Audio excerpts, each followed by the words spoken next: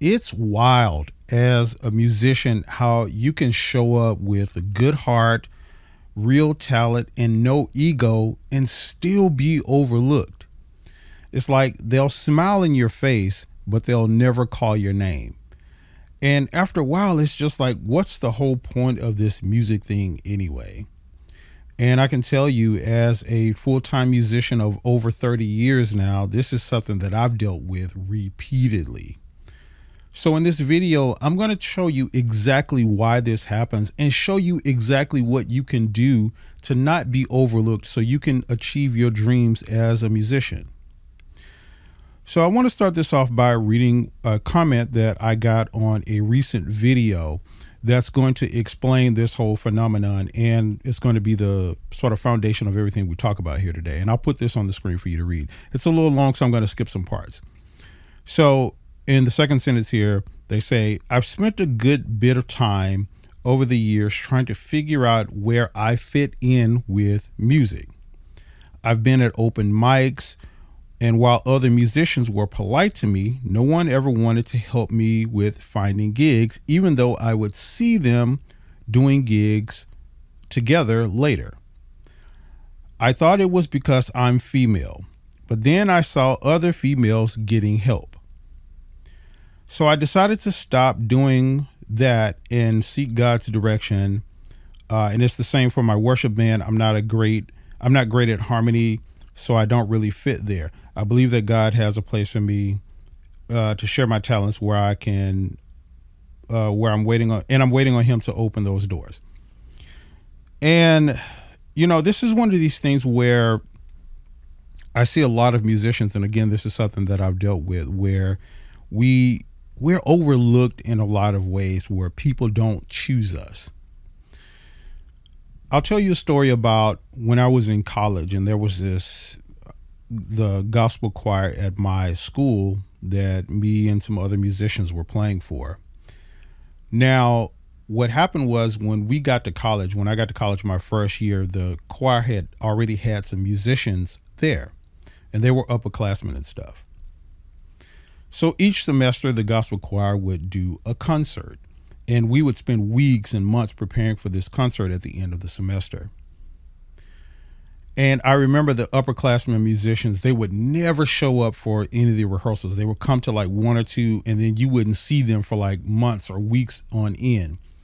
But me and one of the other musicians that were like the freshmen there at the time, we were showing up. We were literally there at every rehearsal.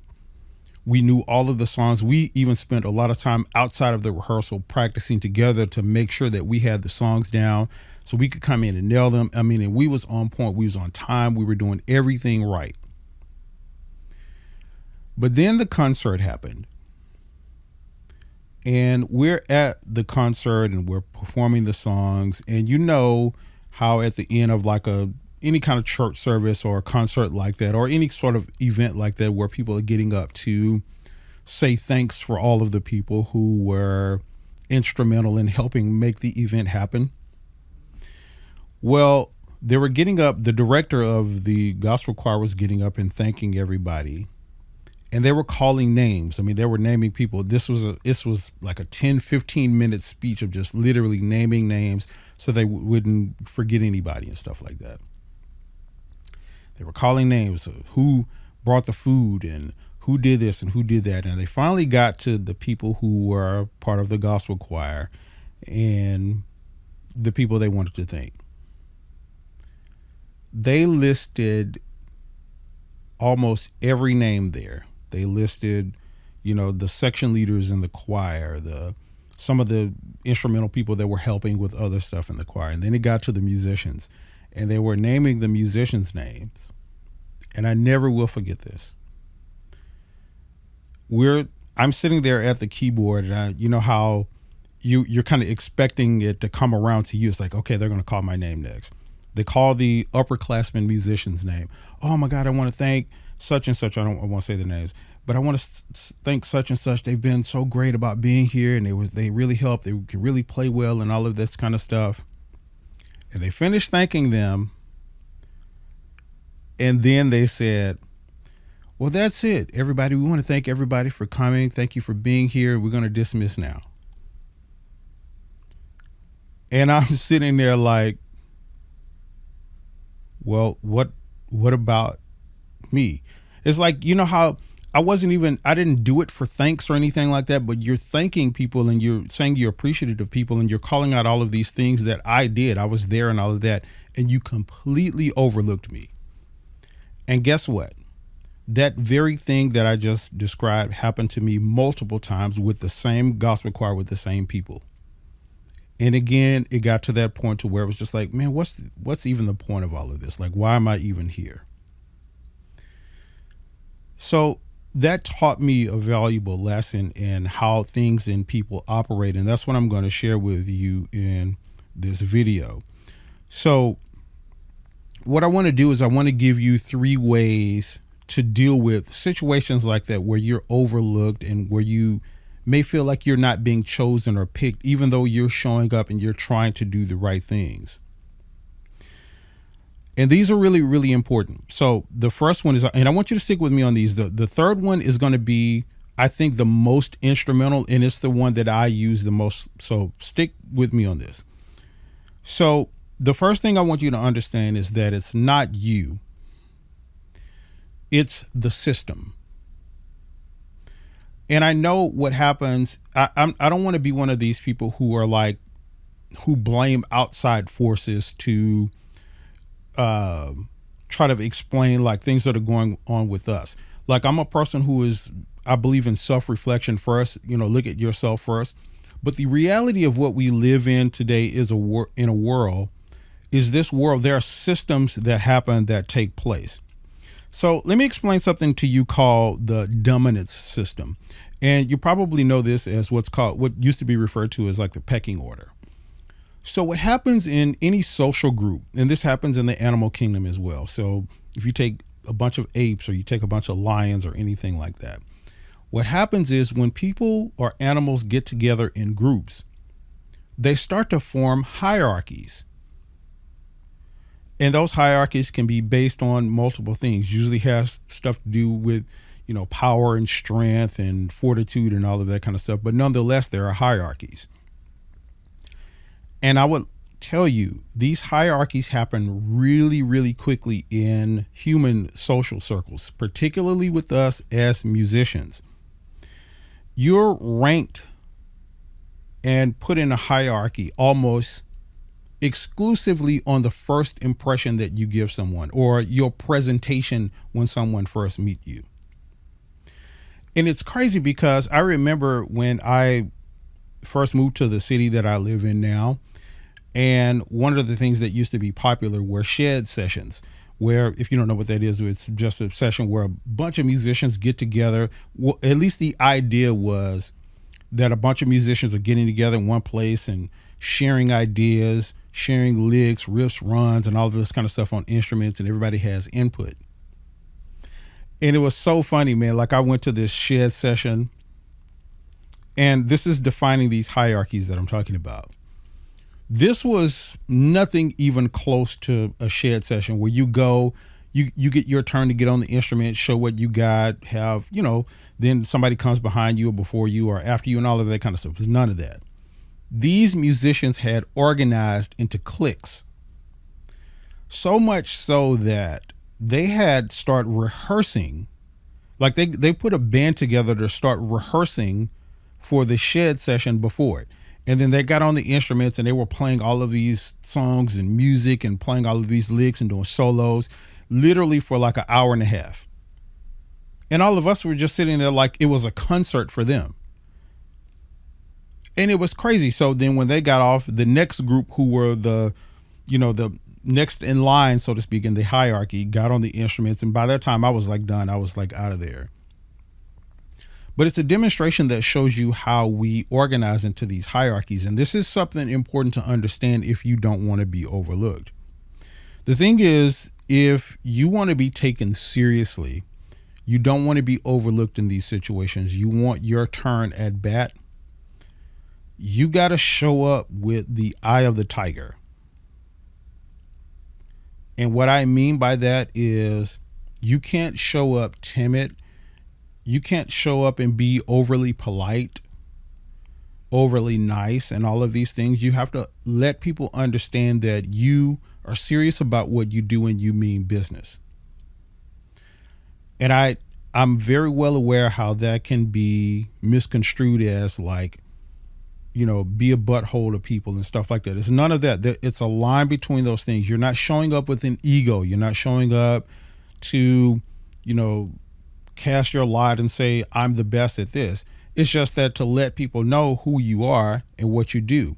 And there's multiple ways that you do that. It has to do with the way you walk, the way you talk, the way you present your body language, all of that goes into it. So that's the first lesson to understand, is that it's not you, it's really this system that you have to integrate yourself into and you have to become a part of if you don't want to be overlooked. Now, point 2, this is an important one. What you have to do is use the rejection as direction. Use the direction, or use the rejection as direction. Did you know that the creator of the Harry Potter series, J.K. Rowling, when she was first writing those books and she was coming up with the material, she was presenting them to multiple publishing companies at a time. She would go to publishing companies and they would look at her stuff and they would reject her. This is just not good. We don't want it.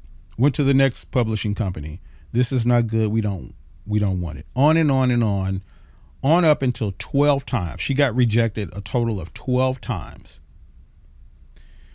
But she didn't stop. She kept going because she understood that she had something that was valuable. So after that 12th time, she finally found a publisher that would publish the books. And thus began one of the biggest pop cultural marriages of a person creating something like that and it going into books and television and all that in history.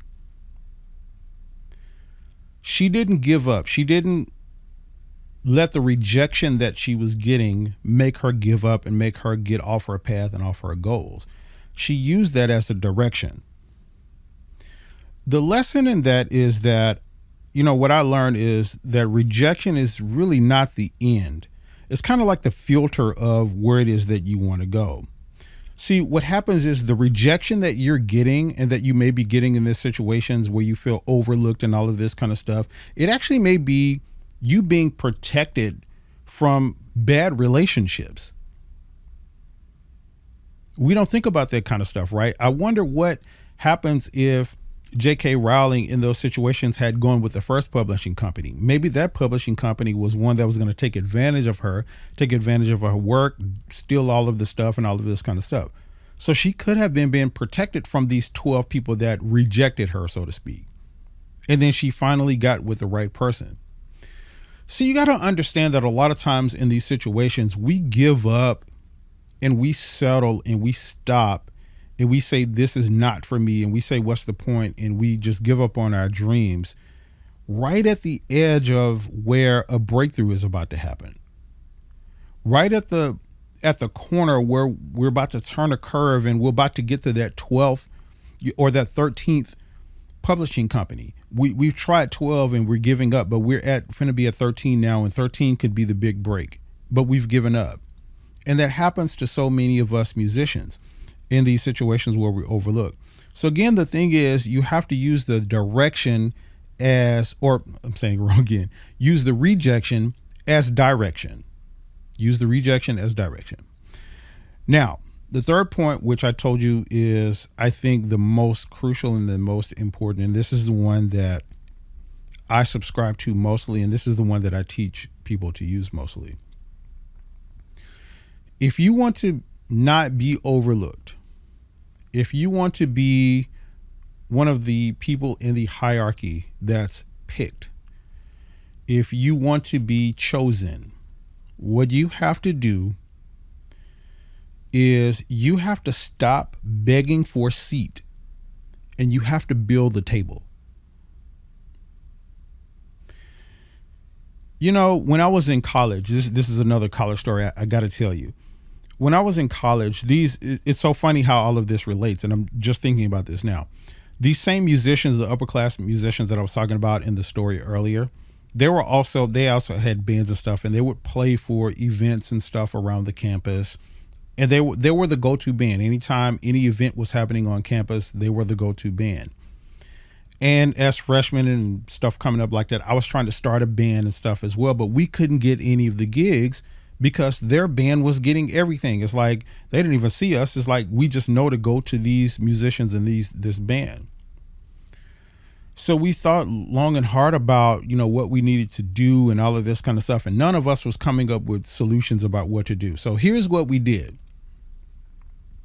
We just said one day, you know what, man, forget it. Like, we're not going to even worry about it. We're going to just start going and set up just at a random place on campus, what we used to call the yard, set up somewhere on the yard. And we're just going to set up our instruments and we're going to start playing, and maybe someone will come around and start enjoying us. And my goodness, man, it was such a revelation because we did that. People started coming around, hearing us play. They would sit and listen to us for a while, like in between classes, while they were going to the cafeteria for lunch and stuff like that. They would sit and listen to us and tell us how good we are. And we did that consistently.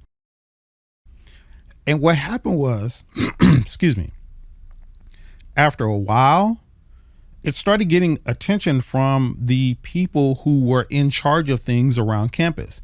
The people who were putting the events on, the people who were hiring bands to do live music and stuff like that. And you know what happened?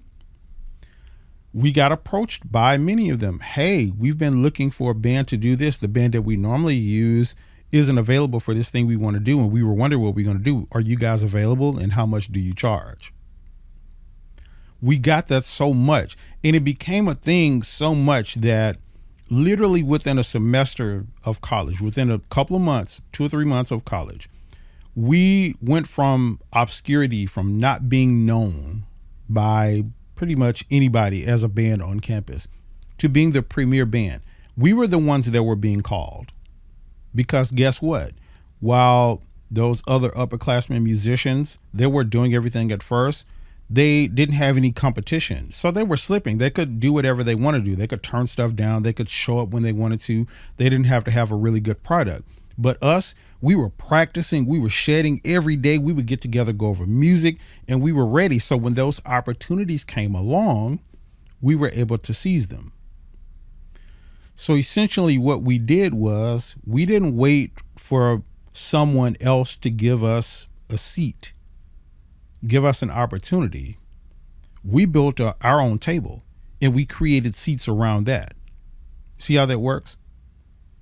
It's a thing that I wish so many musicians and artists and bands would really just take control of their own careers. So many of us are sitting around waiting for other people to give us opportunities, waiting to be chosen, while they're overlooking us, while they're in their own worlds, while they're in their cliques. We're waiting for those people to choose us rather than creating opportunities for ourselves. And these opportunities are all around us every day. I tell people all of the time, I'll let you in on a thing that I teach a lot of my high paying clients, is that if you live in a apartment or if you live in a neighborhood where you have housing authorities and stuff like that, why don't you go to them and like pitch something where you have like a meet the neighbors night, and you're going to have your band play for the meet the neighbors night. Even if this is something that you do for free, just like we were doing on campus, we weren't getting paid. We showed up and just created our own thing and we were doing it for free. So even if you do that for free, you have people come out and then you're able to promote your band. You're able to give them flyers and stuff about who you are and what you do, your social media and all of that. And I guarantee you in all of those situations, you're going to have at least 1 or 2 people, 3 or 4 people, maybe even, that's going to say, oh my God, I was looking for a band, just like what happened with us in college. Oh my God, I was looking for a band for our wedding, my daughter's wedding reception, 2 months from now, or my cousin's birthday party or something like that. You're going to get those inquiries when you start to create your own opportunities like that.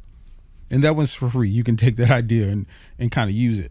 But you see what I'm talking about? You can use these things to create your own table rather than begging for a seat at someone else's. And the lesson again there is that when you do that, now you own the table and people will start flocking to you. That's when they'll call your name. That's what I realized about this, about even social media and all of that. Like once I started getting, some popularity and stuff on social media, I got a call yesterday from someone about a business call about me helping them with their social media. Why? Because I've created a table. Now they want to flock to my table. See how that works? So these are the three things that you got to do if you don't want to be overlooked. Again, you got to understand that it's not you, it's the system. It's this whole hierarchical system that we all operate in, and you kind of have to find your place and learn how to navigate that. And then the other thing is using the rejection as direction and understanding that it's like when people are overlooking you and stuff like that, it's not necessarily all about you. And it may be something that's protecting you from being in a situation that you don't need to be in. And then finally, the last one is my favorite, which is you got to stop begging for a seat and you got to build your own table. So let me know in the comments what you think about that. Let me know if this is something that you deal with, if you deal with being overlooked in these situations and not being chosen and feeling like you just don't fit in. Let me know your stories. I read all of the comments in the comment section. Let me know those. I'm really interested in hearing, and then maybe you may see your comment featured in a future video. So do that and go ahead and check out this next video, and I'll see you guys in the next video.